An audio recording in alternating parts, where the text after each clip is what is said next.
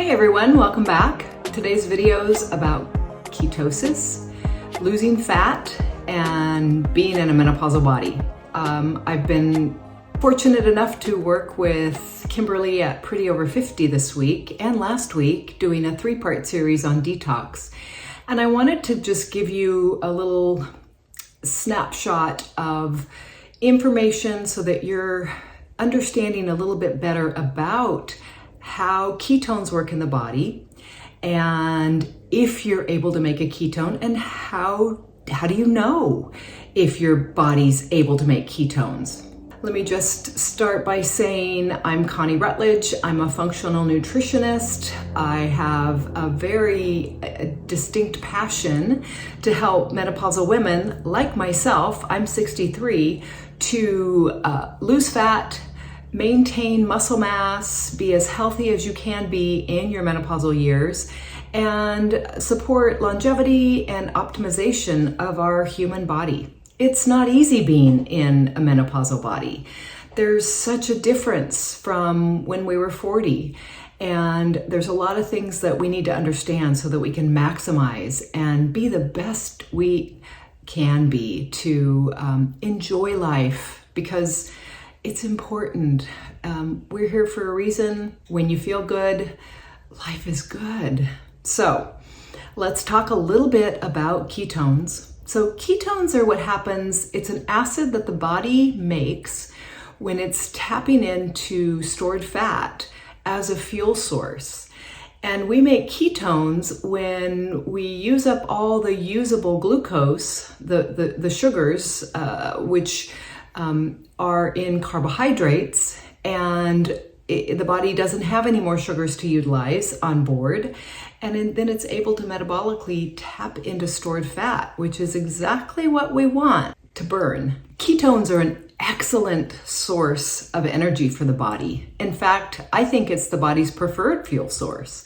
So I want to encourage you to learn how to metabolically switch from burning the fuel that you just ate to being in the fasted state, or being in a low carb, low carbohydrate situation where your body can easily tap into stored fat for fuel and burn low and slow forevermore. Okay, you're gonna stop gaining fat. You're gonna stop gaining those unwanted pounds. You're gonna stop being so inflamed, and your body's gonna have a really good energy resource that is makes you feel amazing. When you are high on the toxic load, when you have a lot of stored toxins like inflammation in the body, then you're going to not be able to be metabolically flexible, and you're not able to make a ketone when you're dieting, when you're fasting. If you have 20 to 30 pounds on board and you have been eating, not as carefully as you should be, you're eating more sugar, you're eating more processed foods, you're eating more inflammatory foods like seed oils and pesticides and artificial sugars, then your body's going to have a lot of metabolic disturbance by way of inflammation, and you're not going to be able to tap in and create a ketone because you just are too inflamed. This is when we really start to kind of practice intermittent fasting. Intermittent fasting is when you are allowing your body to be in the fasted state for possibly longer than you are in the fed state. And you've definitely, if you followed me, you've heard me talk about this many times, but I just want to encourage you to be able to understand it and practice an intermittent fasting regimen so that you can really heal your body and be able to get into ketosis easily. That's going to help you be healthy forevermore. So the intermittent fasting works in many ways. First of all, you'll probably eat less. If you are fasting, you're not eating. And eating less, it's not, sometimes it can be confusing, because if you're a chronic dieter and you're not eating enough, then that's a whole nother problem. If you're overweight and you're eating too little, your body doesn't have enough fuel, then you need to definitely figure that out. Maybe we work together and you add in more dense nutrition, like more protein, more fats, and nourish your body in a different way than the low calorie way, which is typically, a lot of low calorie foods, pirate booty, rice cakes, those types of things that are low in calorie, high in carbohydrates, and absolutely no good for fat burning. All right, that's one end of the equation. If you are someone who has a problem with carbohydrates, sugar cravings, you're eating many, many times a day, then you have too much sugar on board, too many carbohydrates, and you're not able to burn anything but the sugar on your body, in your fuel tank, right? So what we want to do is we want to start to lengthen out how often we're eating. When you're eating more than 3 times a day, that is very much too much for the body to process. That processing plant, you're never going to get into ketosis. You're never going to feel like you want to be feeling. And it's time to rethink the way that you're feeding yourself. So snacking is off the table. When we're eating a decent meal, typically we want to be thinking 30 grams of protein per meal or per feeding window, 30 grams or more of protein per feeding window. That is going to really go far in satiation, in nutrient density, and giving your body what it needs to be able to be comfortable in the fasted state. To be able to fast easily, it takes some time and effort and practice, just like anything. I mean, you don't start out at the gym running marathons, right? Or lifting your body weight. It's just not going to happen. You need to work up to that. By intermittent fasting, you're helping your hormones adapt. It improves insulin sensitivity. Your body's going to be not producing large amounts of insulin, and it's going to be helping with your metabolic stability. When you start intermittent fasting, it simplifies your eating patterns. If you know that you eat, once in the morning and once later in the day, then you're not wandering through the kitchen looking for a snack. It just is non-negotiable. You are feeding yourself in a timely manner, you're eating, and then you're stopping eating. That's how we're designed to work. By intermittent fasting, it also increases the metabolic rate. So our chronic dieting situation that we were taught is not working, right? We're always hungry, we're always hangry, always kind of looking for comfort. When you learn the intermittent fasting and your body learns how to make a ketone, you're so much better off in how your body metabolizes. It's not going to slow your metabolic rate. It's actually going to increase your metabolic rate, and you're going to be more efficient at burning stored body fat. I mean, how great is that? Intermittent fasting will also help preserve muscle mass. The low-calorie dieting that we've practiced forevermore, it wastes muscle. And when we're eating high protein, higher fat, not high fat, but a little bit more quality fat and low carbohydrate, then we are maintaining the muscle that we already have.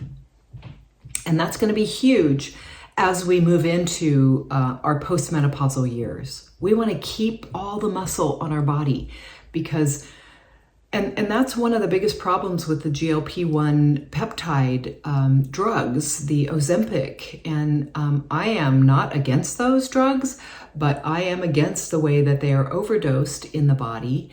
And most women and people who are using them long term are not getting the nutrition they need to maintain muscle mass. So there's a whole nother caveat there. And if you're interested in GLP-1s, I have a microdosing program that you might really, really like. Intermittent fasting also reduces inflammation. Systemic inflammation is one of the biggest messers upper of getting into ketosis. Your body cannot make a ketone if it's terribly inflamed or toxic. So detox might be something you want to consider. And one of the finest forms of detox is fasting. It's free. You can't go wrong. Don't starve, but learn how to intelligently intermittent fast and beyond, okay? The other beautiful thing about when you do fasting correctly is something called autophagy. Autophagy is the body's cellular cleanup. Autophagy is when the body intelligently cleans up damaged cells because it is, the metabolic process naturally when you're in a ketogenic state. So think autophagy when you are in the fasted state for about 17 to 20 hours. And having autophagy on board several days a week might be a game changer for your metabolic healing. Some of the tools that I offer for intermittent fasting and beyond, maybe you're doing a longer fast, a 24-hour, 36, 72-hour fast, just because you're committed to, all things health and wellness, and maybe you're curious about how your body will respond to a longer fast. You want to utilize things like plenty of fluids, plenty of water, plenty of enough electrolytes that you feel balanced.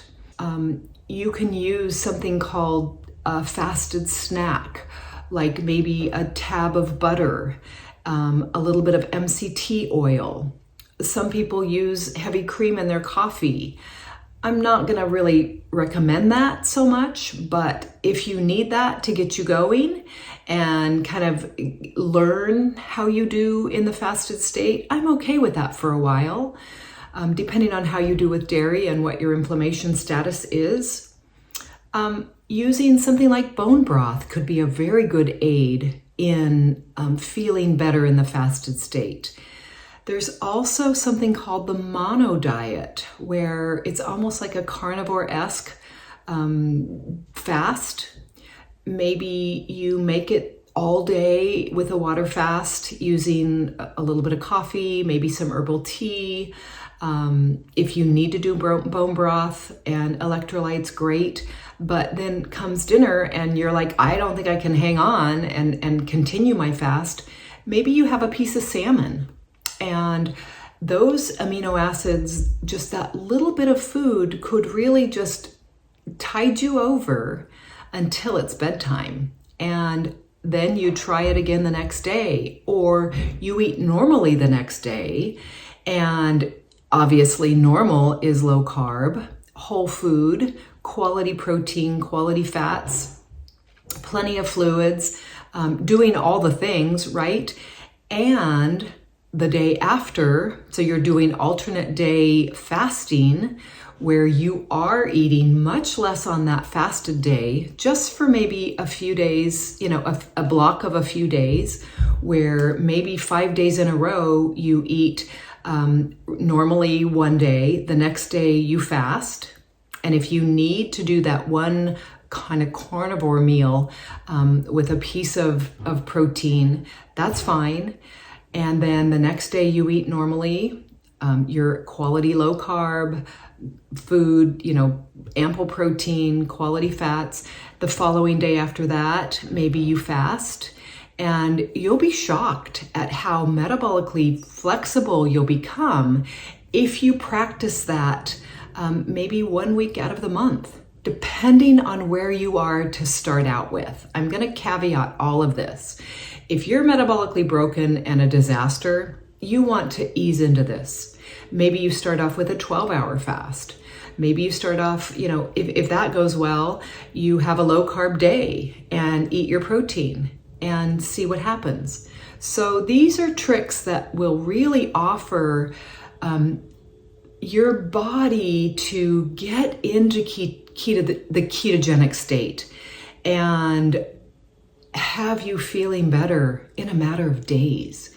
That's the key. Now, if you're on medications and your doctor says absolutely no fasting, then maybe you do the monofast and you take your medication with that, that small amount of food and play it safe. You don't need to take your vitamins on the days you're fasted, although I do take my essential amino acids, the optimal amino. I almost take those every single day because I want the raw materials, the amino acid profile, that fuel in my body, especially in the fasted state. I feel better.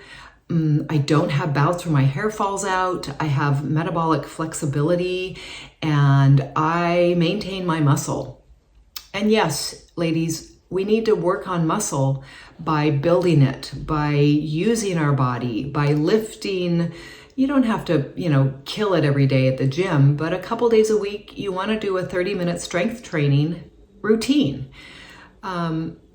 It can be body weight, whether you're doing push-ups, whether you're doing yoga, whether you're doing a really intense Pilates session. That's great, but mix it up. And all the while, you want to be walking, you want to be getting your 10,000 steps plus. If you're sedentary, you want to be getting up and doing air squats.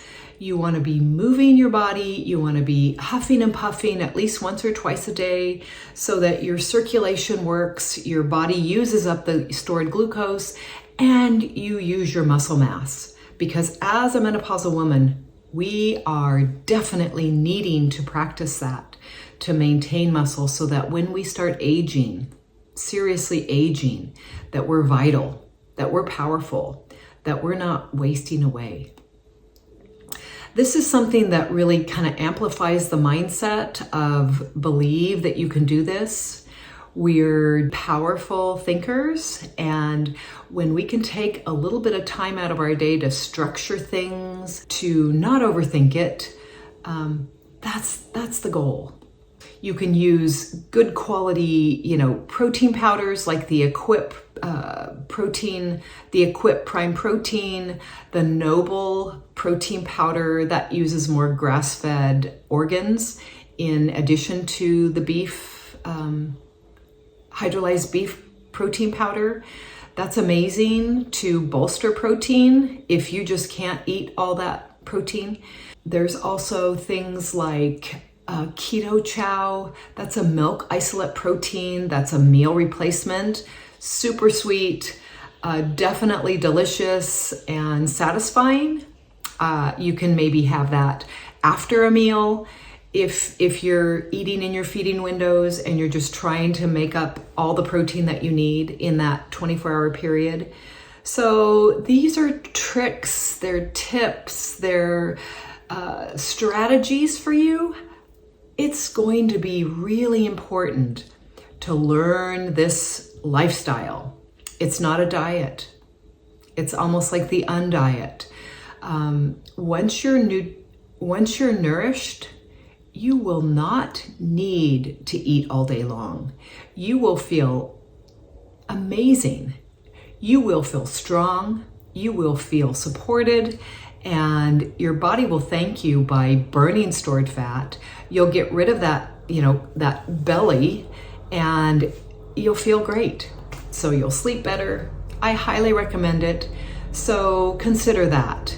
And if this was helpful, please hit the like button, subscribe to my channel. I would appreciate that. If you're lost and feeling like there's no way that you can do this on your own, schedule a jumpstart session. I'm a functional nutritionist. That's what I do. I work with many people, not only menopausal women, but I love working with menopausal women because I'm one myself. I know what it's like. I know how confusing it is. I know how easy it is to feel awful. So let's maximize our efforts and enjoy the outcome. So thanks for being here. Come for the fat loss, stay for the longevity, and I'll see you next time. Bye-bye.